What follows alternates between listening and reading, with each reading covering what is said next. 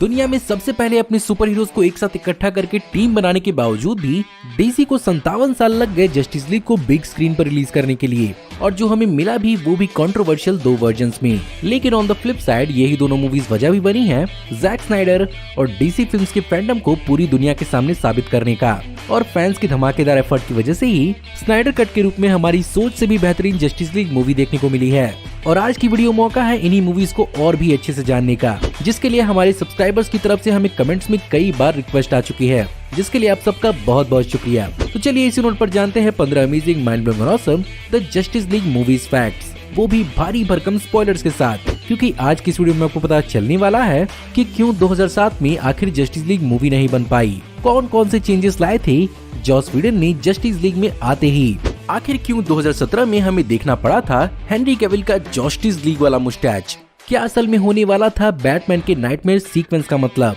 इस मूवी के कौन कौन से ओरिजिनल आइडियाज को यूज नहीं किया गया, और फाइनली जानेंगे कि जस्टिस लीग का डीसीयू के अंदर फ्यूचर क्या होने वाला है। ये और बहुत कुछ आपका इस वीडियो में इंतजार कर रहे हैं, तो देर किस बात की। हे गाइस, मेरा नाम है पंकज सागर और आपका स्वागत है गेमों को हिंदी के एक और फ्रेश वीडियो में। Now without wasting any more time, let's get started. Justice league movie की शुरुआत भले ही डीसी एक्सटेंडेड यूनिवर्स की स्टैब्लिश होने के बाद हुई हो, लेकिन ये पहली बार नहीं है जब जस्टिस लीग मूवी पर एक लाइव एक्शन मूवी बनाने का फैसला किया गया था, क्योंकि फरवरी 2007 पहली बार था जब वार्नर ब्रोस ने जस्टिस लीग पर लाइव एक्शन मूवी बनाने को कंसीडर भी किया था, जिसका नाम बेसिकली जस्टिस लीग मॉर्टल होने वाला था, जिसके अंदर हमें कोर जस्टिस लीग मेंबर्स दिखने वाले थे, साथ ही साथ इनकी कास्टिंग भी हो चुकी थी। लेकिन 2007 से लेकर 2008 तक चली writer guild of America strike के चलते ये मूवी कभी डेवलप्ड हो ही नहीं पाई, और जस्टिस लीग मूवी को फ्यूचर के लिए छोड़ दिया गया जब तक मैन ऑफ स्टील मूवी नहीं बनी।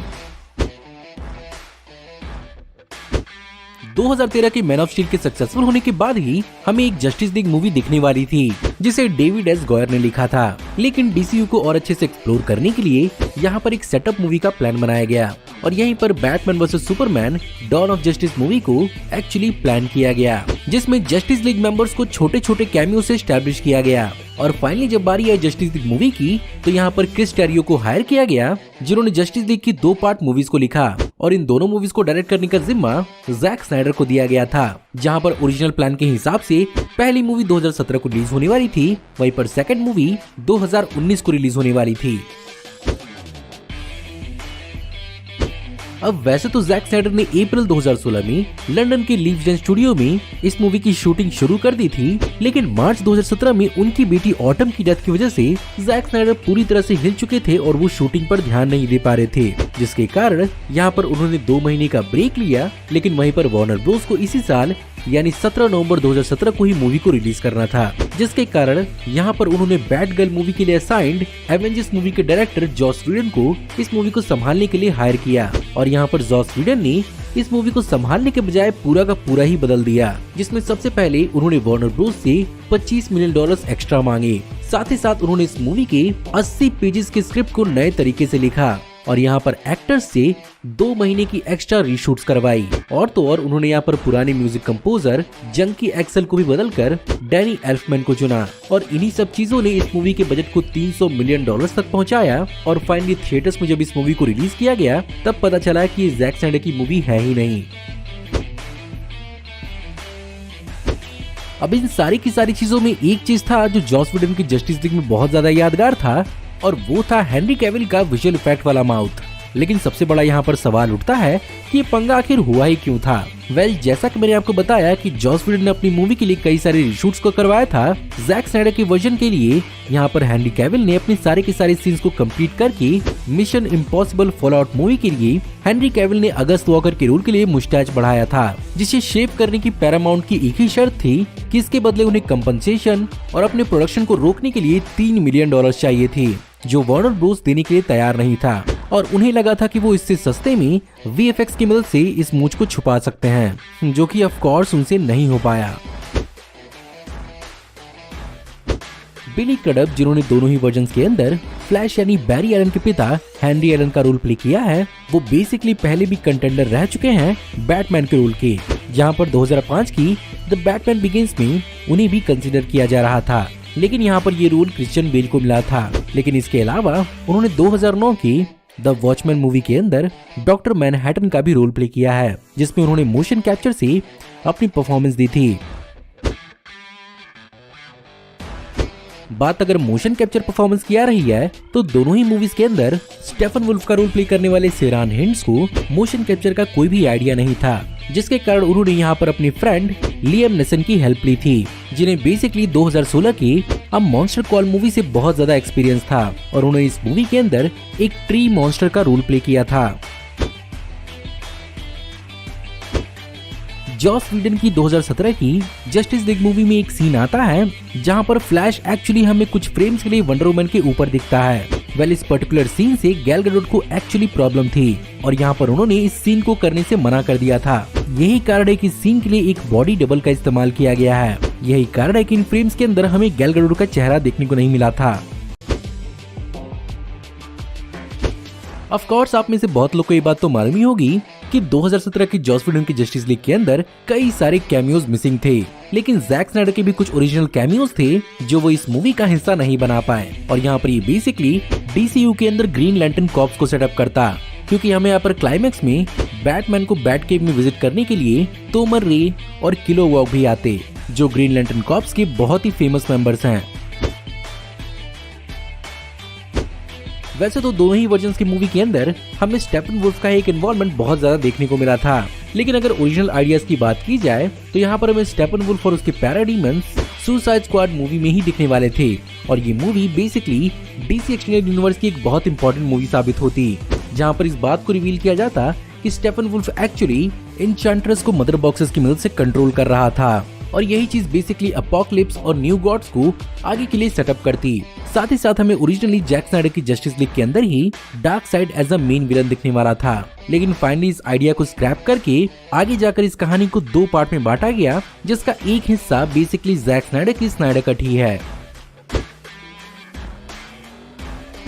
बैटमैन वर्सेस सुपरमैन मूवी के अंदर हमें बैटमैन के कई सारे नाइटमेयर सीक्वेंसेस देखने को मिले थे, जिसे एक्चुअली इस मूवी के अंदर भी कंटिन्यू किया गया, लेकिन ओरिजिनली स्नाइडर कट के अंदर ये चीज थोड़ी और डिटेल में होने वाली थी, जहां पर दिखाया जाता कि बैट केव में डार्क साइड बूम ट्यूब की मदद से टेलीपोर्ट करके लोइस लेन को मार देता है, जिसके कारण यहाँ पर सुपरमैन डार्क साइड की एंटी लाइफ इक्वेशन को एक्सेप्ट कर ही लेता है, जो बेसिकली डार्क साइड की एक बहुत बड़ी ताकत बनती है। और इसी चीज के लिए यहाँ पर बैटमैन को वॉर्न करने के लिए पोस्ट अपोकलिप्टिक बैटमैन टाइम और टेलीपोर्टेशन डिवाइस बनाते हैं और यही मैसेज बेसिकली हमें बैटमैन वी सुपरमैन मूवी के अंदर देखने को मिला था, जिसमें लोइस इज द की का मतलब यही था कि लोइस का मरना ही सुपरमैन को एंटी लाइफ इक्वेशन को एक्सेप्ट करने के लिए हेल्प करेगा। लेकिन ऑफ कोर्स यहाँ पर ये चीज बहुत पहले हो जाती है, इसीलिए यहाँ पर फ्लैश टू सून बोलता है, लेकिन यहाँ पर मूवी के अंदर इन चीजों को बहुत ही छोटे छोटे हिंट्स और रेफरेंसेस के साथ दिखाया गया है।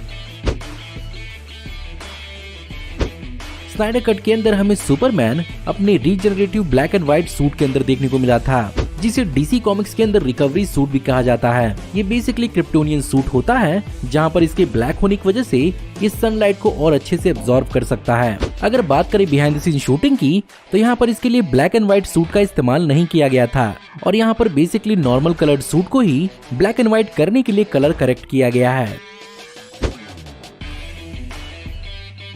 आप डीसी के फैन हो या ना हो, पर आपने इस फ्रेज को तो जरूरी सुना होगा, #release the Snyder cut. Well, अगर सिंपल भाषा में समझाऊं तो ये सिर्फ और सिर्फ एक फ्रेज नहीं है, बल्कि ये पूरे के पूरे एक फैंडम के पावर का सबूत है, जहां पर 2017 के जस्टिस लीग के फेल होने के बाद फैंस ने इमीडिएटली इस मूवी के जैक स्नाइडर के कट को रिलीज करने के लिए दुनिया भर में online #release the Snyder cut campaign चलाया और स्नाइडर कट को रिलीज करने के पेटिशन में दुनिया भर से 1,80,000 ऑनलाइन सिग्नेचर्स एक्वायर किए। साथ ही साथ #रिलीज द स्नाइडर कट को सोशल मीडिया पर वायरल किया और कई सारे फैन कन्वेंशंस में release the Snyder cut campaign को प्रमोट किया। और तो और जैक स्नाइडर की बेटी को ट्रिब्यूट देते हुए यहाँ पर फैंस ने क्राउड फंडिंग के थ्रू पैसे जुटाए और उसे American foundation for suicide prevention को डोनेट किया, जिसमें 2 फरवरी 2021 तक $5 लाख जुटाए गए थे। फाइनली इन सारे के सारे एफर्ट्स को देखते हुए और अपने स्ट्रीमिंग सर्विस HBO Max को प्रमोट करने के लिए यहाँ पर वार्नर ब्रोस ने स्नाइडर कट को रिलीज करने का फैसला किया।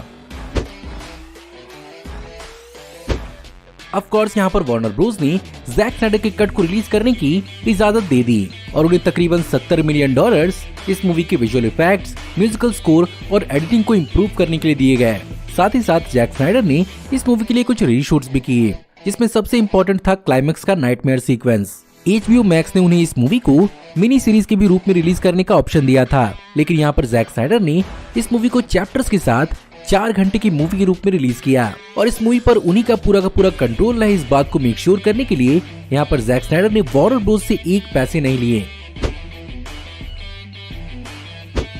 अब यहाँ पर अगर बात की जाए क्रिटिकल और फाइनेंशियल परफॉर्मेंसेस की, तो जॉस व्हीडन के जस्टिस लीग वर्जन ने $300 मिलियन के बजट के ऊपर लगभग $658 मिलियन कमाए थे, जहाँ पर उम्मीद तो यही थी कि ये मूवी $750 मिलियन का मार्क क्रॉस करेगी, लेकिन ये हो पाया नहीं। उल्टा मार्केटिंग वगैरह के खर्चे को मिलाकर अपेरेंटली स्टूडियो को तकरीबन $60 मिलियन का नुकसान हुआ और ये मूवी एक बॉक्स ऑफिस बॉम्ब साबित हुई और डीसी फैंस के इसी घाव को और गहरा किया गोल्डन स्मूश अवार्ड के biggest disappointing of the year award जीतकर। साथ ही साथ इसे Oklahoma film critics circle award में मोस्ट डिसअपॉइंटिंग फिल्म के लिए 2nd प्लेस का अवार्ड मिला। वहीं पर अगर फ्लिप साइड जैक स्नाइडर की कट के बारे में बात की जाए, तो HBO मैक्स पर रिलीज होने की वजह से $70 मिलियन के अगेंस्ट किसी बॉक्स ऑफिस नंबर को रिलीज नहीं किया गया था, लेकिन इस मूवी के अमेरिकन हाउस होल्ड्स में रिलीज होते ही 1.8 अमेरिकन हाउस होल्ड्स ने इस मूवी को तुरंत देखा और तकरीबन 40 दिनों के अंदर अंदर इसे 3.7 मिलियन हाउस होल्ड्स ने देखा। वहीं पर कनाडा में इसे 1.1 मिलियन हाउस होल्ड्स ने देखा। इंडिया में इसका स्पेशल जुगाड़ किया गया था, जहां पर बुक माई शो पर इस मूवी को प्रीमियर किया गया, जिसके लिए मोर देन 70,000 टिकट्स को ऑनलाइन बेचा गया। बात करें अगर जस्टिस लीग के DCU के अंदर फ्यूचर की, तो कम से कम फिलहाल तो जैक स्नाइडर के कट का कोई भी फ्यूचर नहीं लग रहा है, जिसमें वार्नर ब्रोस ने अब तक इसकी कंटिन्यूएशन का कोई भी अभी तक हिंट नहीं दिया है। लेकिन फिर भी यहाँ पर जैक स्नाइडर इस मूवी को दोबारा बनाने के लिए पूरी तरह से तैयार हैं। खैर, हो सकता है कि स्नाइडर कट की मूवी का फ्यूचर हो ना हो, लेकिन वार्नर ब्रोस जस्टिस लीग की एक नई शुरुआत करने जा रहा है, जहां पर apparently the flash movie basically DCU को पूरी तरह से रिवैम्प करने जा रही है, जिसमें एक पूरी की पूरी नई जस्टिस लीग को इंक्लूड किया जाएगा। साथ ही साथ ब्लैक एडम्स मूवी के अंदर हमें जस्टिस सोसाइटी ऑफ अमेरिका भी देखने को मिलेगा, जो बेसिकली एक अलग ही सुपर हीरो टीम है। अब बस यहाँ पर देखना होगा कि यहाँ पर वार्नर ब्रोस का एक्चुअल प्लान क्या है। तो गाइज, ये थे 15 अमेजिंग माइंड ब्लोइंग और ऑसम DCU की जस्टिस लीग मूवीज फैक्ट्स। मेरे हिसाब से अगर वार्नर ब्रोस जैक स्नाइडर की मूवी को आगे नहीं बढ़ा सकता, तो वो कम से कम उस कहानी को किसी कॉमिक बुक या एनिमेटेड फॉर्मेट में भी आगे बढ़ा सकते हैं, और फैंस को इतने बड़े क्लिफ हैंगर पर लटकाना ये अच्छी बात नहीं है। उम्मीद करते हैं कि वार्नर ब्रोस के दिमाग में ये बात जल्दी आए और DCU के अंदर जस्टिस लीग की एक अलग टाइमलाइन शुरू हो। अगर आपको आज की वीडियो पसंद आई हो तो प्लीज इस वीडियो को लाइक जरूर करिएगा। साथ ही साथ मुझे कमेंट में जरूर बताइएगा कि आप इन दोनों मूवीज के बारे में और कौन कौन सी चीजें जानते हैं। हमारी आने वाली ऐसे ही ऑसम वीडियोस को देखते रहने के लिए हमारे चैनल को सब्सक्राइब करिए, बेल वाले आइकन को दबाइए और हमारी वीडियोस को बिना मिस किए एंजॉय करते रहिए। और अगर आप चाहें तो इस वीडियो की लिंक को अपने दोस्तों ग्रुप्स के बीच में जितना हो सके उतना शेयर करें। Thank you for watching, see you in the next video. Till then take care, good bye.